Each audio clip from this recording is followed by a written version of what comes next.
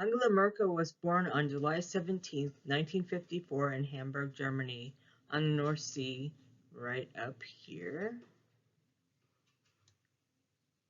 which was part of West Germany at the time. Her maiden name was Kastner.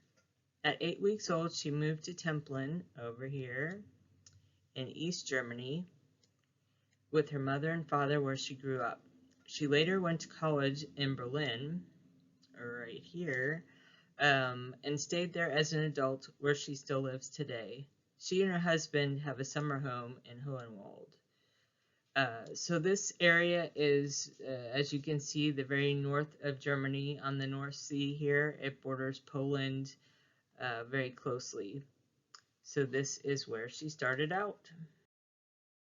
Angela's father was a Lutheran pastor who was from Berlin, and her mother was a teacher from Poland. They moved from West Germany to East Germany because her father was asked to pastor a church there. She mostly had a happy childhood in East Germany. Her family occasionally traveled back to West Germany to see her grandparents, but when she was 7 years old in 1961, the Berlin Wall went up.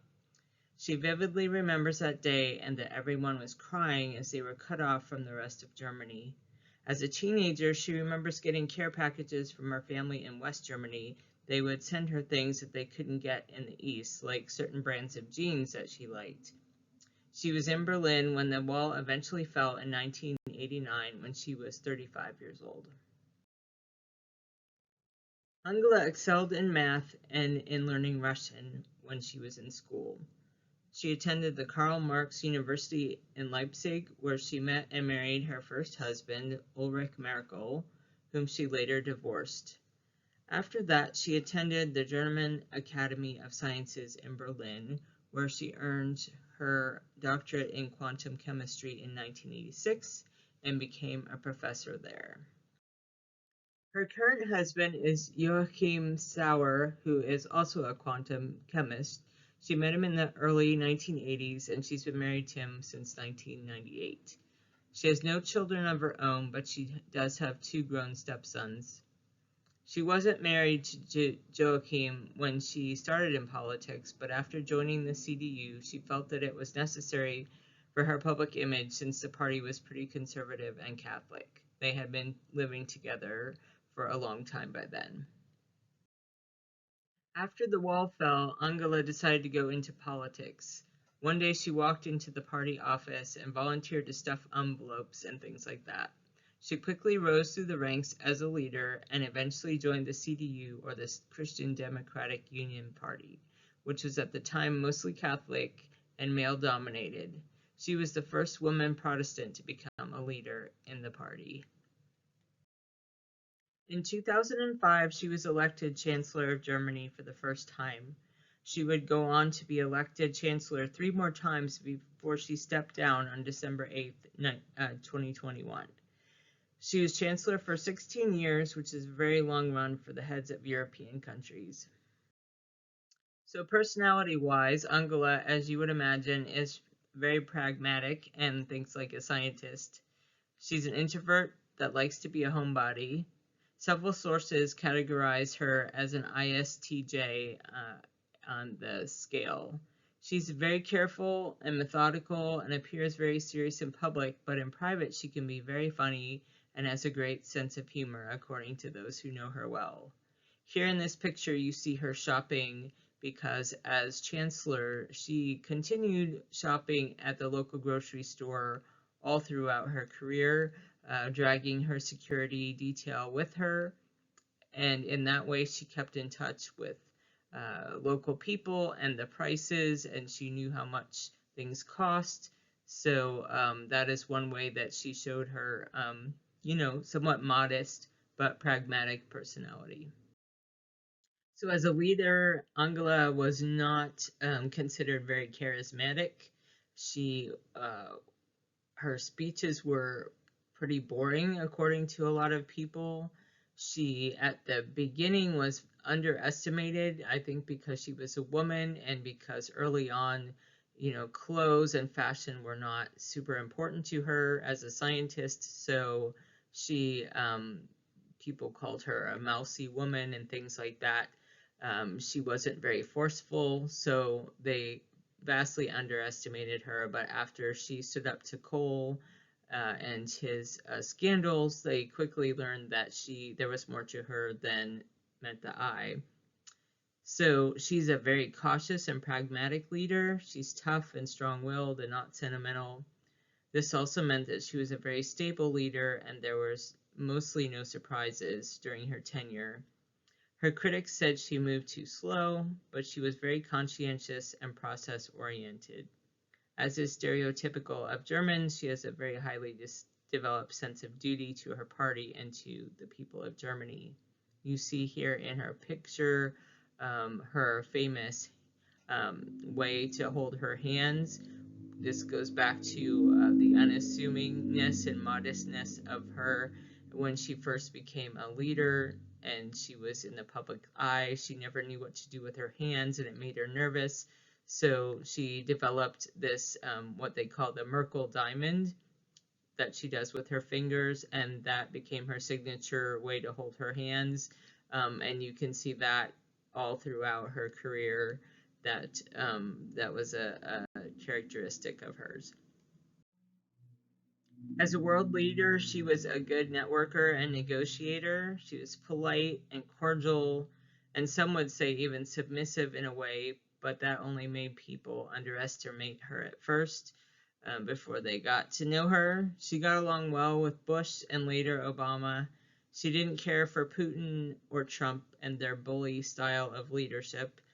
As a woman, there was a lot she had to ignore. You probably remember this famous episode when overtly friendly George Bush tried to give her a shoulder massage, which didn't go like he planned. Chancellor Merkel is a typical German and very private, and there are certain behaviors that you just don't do unless you're very close to someone, and Bush unknowingly crossed that line here, as you can see. Because Chancellor Merkel is fluent in Russian, she could speak with Putin in his native language, and she did. However, that didn't stop him from trying to bully her.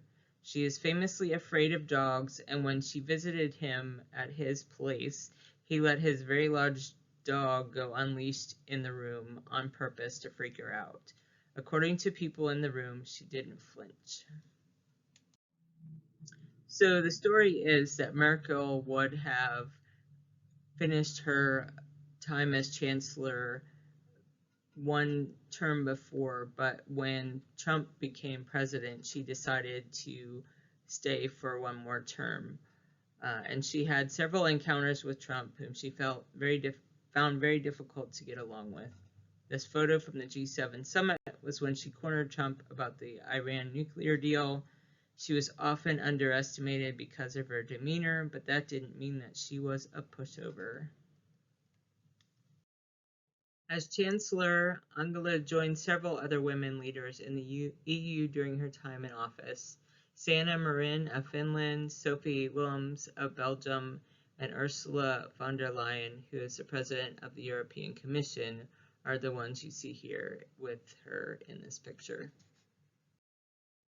When the financial crisis hit in 2008, she had to make very difficult decisions regarding Greece and bailing out banks in order to stabilize the EU and the euro currency. She was praised for how she handled it, even though she was very tough and it was very unpleasant, especially for Greece. Germany had a strong nuclear power program, and in 2010 she decided to extend it, but when Fukushima happened in 2011, she eventually changed her mind and decided to go a different route. Originally, she had promised to use alternative fuels, but went back to coal and also to natural gas, in which Germany heavily relies on Russia to provide, even now, giving her critics a lot to say about that. When the immigrant crisis hit, Chancellor Merkel decided to let 1 million immigrants into Germany, which she was also criticized for by some, but she felt that it was the right thing to do, and her childhood in East Germany certainly influenced how she thought about it all. She stated that she didn't think it was right for people to be separated by walls. When the pandemic hit, Chancellor Merkel had one of her shining moments. She moved quickly and decisively in shutting down the country, which saved Germany from a lot of deaths. At the beginning of the pandemic in March 2020, she did something that was very rare for her. She sat down and spoke to the people in a heart-to-heart talk, and she assured them that they would get through this together. And this is why one of the reasons that her nickname is Mutti, which is German for mother, because in this instance, she truly acted like the mother of Germany. And this is one where I remember when she did this as an American here, I remember listening to her and feeling comforted by just her steady and assured tone, and that she knew that what she was doing and that they were going to get through it. And I thought that was just a great moment in her leadership.